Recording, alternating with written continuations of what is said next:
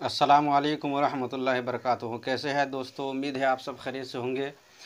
तो फिर एक नुस्खा, सादा सा नुस्खा लेकर के आया हूं कि जिन लोगों के चेहरे में झुर्रियाँ या छाइयाँ पड़ जाती हों, तो उसके लिए बहुत ही अच्छा और उम्दा नुस्खा, सादा सा नुस्खा है जिसको हर आदमी बना सकता है अपने घर में।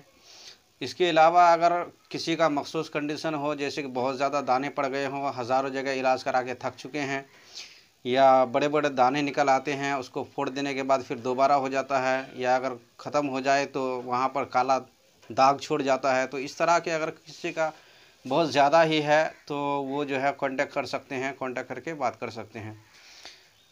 तो सादा सा नुस्खा है, उसको इस्तेमाल करें, आप फ़ायदा उठाएं और दुआ में याद रखें। दो चीज़ें लेनी है, गंधक आंवला सार लेना है आपको 50 ग्राम, 10 ग्राम अनबुज चूना लेना है। दोनों को पीस पाउडर बना करके 2 किलो पानी में खूब उबालना है।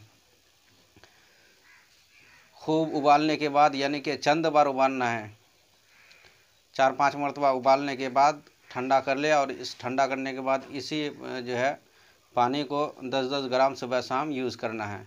इंशाअल्लाह चेहरे के झुर्रियाँ और छाइयाँ बहुत जल्द ख़त्म हो जाएगा। तो उम्मीद है वीडियो अच्छी लगी होगी। अच्छी लगी है तो लाइक कीजिए।